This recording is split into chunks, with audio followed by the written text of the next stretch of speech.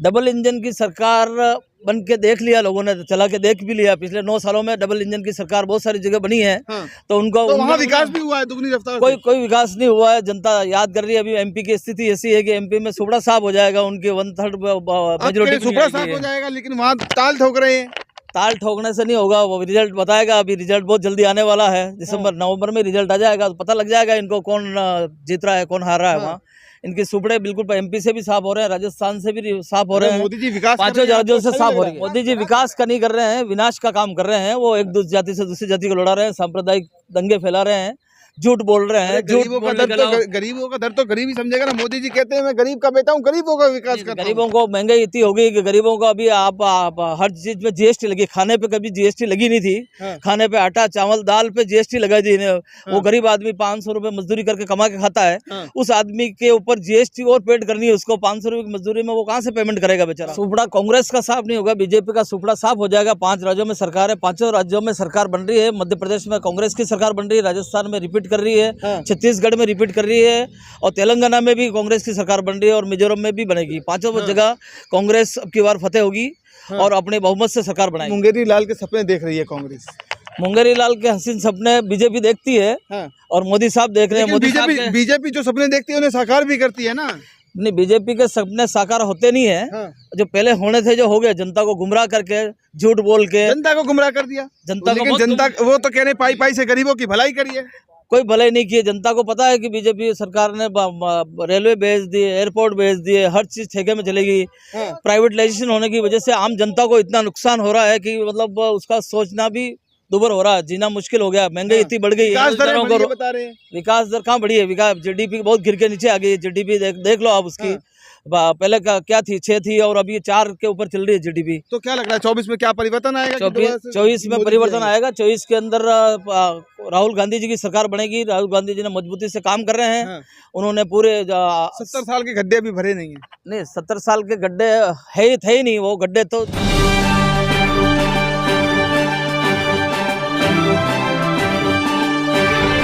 आपको बता दें कि जिस तरीके से चुनावी समीकरण बन रहे हैं और सभी पार्टियां अपनी अपनी दावेदारी पेश कर रही हैं, ऐसे में हम बातचीत करेंगे। हमारे साथ में राजस्थान जी हैं, चंपावत जी।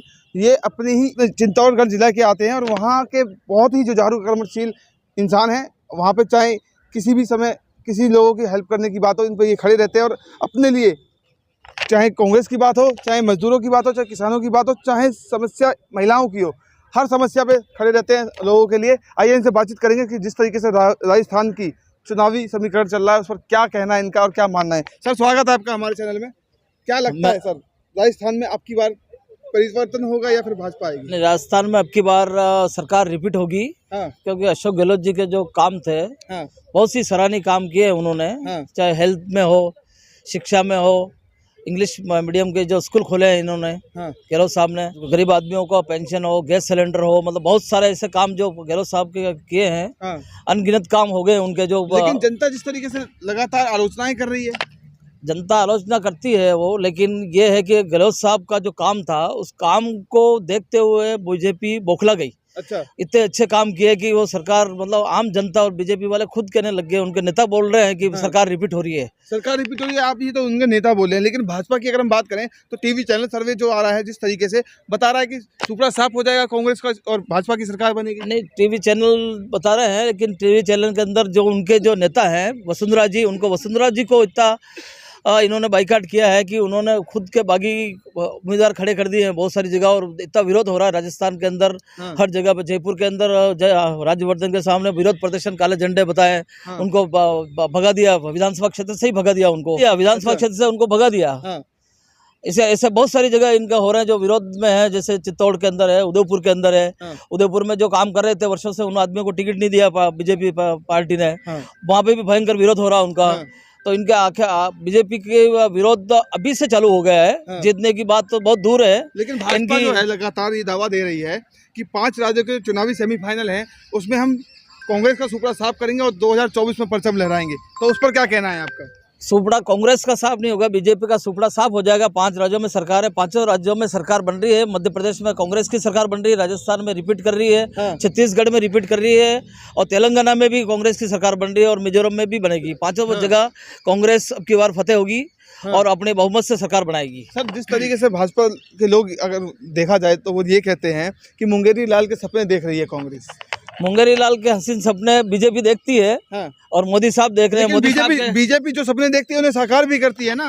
नहीं, बीजेपी के सपने साकार होते नहीं है। जो पहले होने थे जो हो गए, जनता को गुमराह करके, झूठ बोल के जनता को गुमराह कर दिया। जनता वो तो कह रहे पाई पाई से गरीबों की भलाई करी है। कोई भलाई नहीं की। जनता को पता है कि बीजेपी सरकार ने रेलवे भेज दिए, एयरपोर्ट भेज दिए, हर चीज ठेके में चलेगी। प्राइवेटाइजेशन होने की वजह से आम जनता को इतना नुकसान हो रहा है कि मतलब उसका सोचना भी दुभर हो रहा है, जीना मुश्किल हो गया, महंगाई इतनी बढ़ गई है। लेकिन विकास दर बता रहे हैं, विकास दर कहाँ बढ़ी है? विकास जीडीपी बहुत गिर के नीचे आ गई है। जीडीपी देख लो आप उसकी। पहले क्या थी? 6 थी और अभी 4 के ऊपर चल रही है जीडीपी। तो क्या लग रहा है 24 में क्या परिवर्तन आएगा?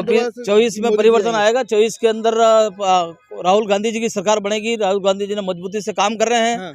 उन्होंने पूरे 70 साल के गड्ढे अभी भरे नहीं है। नहीं, 70 साल के गड्ढे थे ही नहीं। वो गड्ढे तो थे, उन्होंने बेच दिए उन गड्ढों को। जो बनाए थे, चाहे उन्होंने जो चीज बनाई थी, रेलवे बनाई थी, एयरपोर्ट बनाए थे, चाहे हर चीज बनी थी, LIC बनाई थी, BSNL बनाया था, इन सबको उन्होंने बेच खाया है। लेकिन भाजपा ये कहती है कि अगर डबल इंजन की सरकार आएगी किसी भी राज्य में और विकास तेजी से बढ़ेगा। डबल इंजन की सरकार बन के देख लिया लोगों ने, चला के देख भी लिया। पिछले 9 सालों में डबल इंजन की सरकार बहुत सारी जगह बनी है। तो उनको तो वहाँ विकास भी हुआ है दुगनी रफ्तार। कोई विकास नहीं हुआ है। जनता याद कर रही है। अभी MP की स्थिति ऐसी है कि MP में सुबड़ा साफ हो जाएगा, उनकी 1/3 मेजोरिटी सुबड़ा साफ हो जाएगा, लेकिन वहाँ ताल ठोक रहे हैं। ताल ठोकने से नहीं होगा, वो रिजल्ट बताएगा। अभी रिजल्ट बहुत जल्दी आने वाला है। नवंबर में रिजल्ट आ जाएगा तो पता लग जाएगा इनको कौन जीत रहा है, कौन हार रहा है। वहाँ इनके सुपड़े बिल्कुल MP से भी साफ हो रहे हैं, राजस्थान से भी साफ हो रहे हैं। मोदी जी विकास 5 राज्यों से साफ हो रही है। मोदी जी विकास कर रहे हैं, आपको अच्छा नहीं लग रहा? नहीं, मोदी जी विकास नहीं कर रहे हैं। खाली मोदी जी विकास का नहीं कर रहे हैं, विनाश का काम कर रहे हैं। वो एक जाति से दूसरी जाति को लड़ा रहे हैं, सांप्रदायिक दंगे फैला रहे हैं, झूठ बोल रहे हैं। गरीबों का दर तो गरीब ही समझेगा ना। मोदी जी कहते हैं मैं गरीब का बेटा हूँ, गरीबों का विकास करता हूं। गरीबों को महंगाई इतनी हो गई कि गरीबों को अभी आप हर चीज में GST लगी। खाने पे कभी GST लगी नहीं थी। खाने पे आटा चावल दाल पे GST लगा दी इन्हें। वो गरीब आदमी 500 रुपए मजदूरी करके कमा के खाता है। उस आदमी के ऊपर GST और पेड करनी है उसको। 500 रुपए की मजदूरी में वो कहाँ से पेमेंट करेगा बेचारा? तो आधे लोगों को भूखे मरना पड़ रहा है या कुछ खा के काम चलाना पड़ रहा है। कभी सब्जी नहीं खाते हैं, कभी अचार से खाना खा लेते हैं, कभी प्याज से खाना खा लेते हैं। ऐसी स्थिति गरीब आदमियों की हो रही है मोदी सरकार के अंदर। तो आप कहाँ से ताल ठोक रहे हैं? मैं बड़ी साड़ी विधानसभा क्षेत्र 171 से, और मेरा समाज के वहाँ पे 37,000 वोट है ब्राह्मणों के, उसका मैं राष्ट्रीय अध्यक्ष हूँ।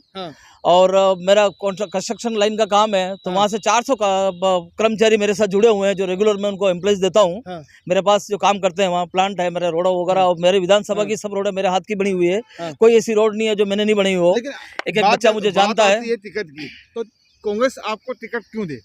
मेरे को अगर टिकट नहीं देंगे तो कांग्रेस वहां से जीत भी नहीं सकती। मैं विनिंग कैंडिडेट नहीं हूँ सर्वे में। सर्वे के अंदर, रिपोर्ट के अंदर विनिंग कैंडिडेट सिर्फ राधेश्याम चंपावत है। अगर राधेश्याम चंपावत को अगर टिकट वहां से नहीं मिला तो वहां से सीट कांग्रेस नहीं निकाल पाएगी।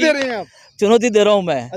और सर्वे भी बोल रही है मैं विनिंग कैंडिडेट हूँ। मेरे को अगर टिकट दिया गया तो मैं बहुत अच्छे वोटों से सीट निकाल के लाऊंगा और कांग्रेस की झोली में 1 सीट प्लस करूंगा। अच्छा, लेकिन आप जिस तरीके से हसीन सपने देख रहे हैं तो ये तो बहुत गलत बात है। आपको घमंड है इस चीज का? नहीं, घमंड नहीं है। हम क्या है कि हमने NSUI से, मैं प्रेसिडेंट था उदयपुर यूनिवर्सिटी से, NSUI का। उस समय NSUI से लगातार यूथ कांग्रेस, सेवा दल, मेन कांग्रेस में विभिन्न पदों पे रहते हुए मैंने पार्टी की सेवा की है। एक सिपाही के तौर पे मैंने काम किया है। और आज भी मैं पार्टी से 38 साल से 1984 में मैं प्रेसिडेंट था उदयपुर से, NSUI से। और मेरे को 38 साल हो गए पार्टी की सेवा करते हुए। ना कोई बगावत है और ना मैंने कोई काम किया है पार्टी विरोधी को काम नहीं किया। पार्टी के सिपाही के तौर पे मैंने काम किया है। मेरा हक बनता है कि मेरे को अब की बार टिकट दिया जाए। चलिए, आपको टिकट मिलता है और आप जीतते हैं तो जनता के लिए क्या काम करेंगे? मैं अगर जनता हूँ तो जनता के लिए बहुत ही विकास है और जनता याद करेगी कि ऐसा विधायक हमारे को मिला। आज तक किसी को विधायक नहीं मिला ऐसा। जनता तो उन्हें भी याद करती है जो काम करने के लिए भूल जाते हैं। नहीं, काम करते ही नहीं है। काम करने वालों को तो जनता भूलती नहीं। और मेरा पूरा है कि वादा है कि मैं पूरा विधानसभा को ऐसा चमका दूंगा कि एक आदर्श विधानसभा हो जाएगी वो पूरी। अच्छा, चलिए, ये थे राधेश्याम चंपावत जी, जिन्होंने अपनी बातों को रखा और बताया कि 24 पर किस प्रकार परिवर्तन आएगा और 2023 में कहाँ किसकी सरकार बनेगी। अगर वीडियो आपको पसंद आई तो लाइक सब्सक्राइब जरूर कीजिएगा। मैं ललित चौधरी, नमस्कार। वॉइस ऑफ पीपल से धन्यवाद।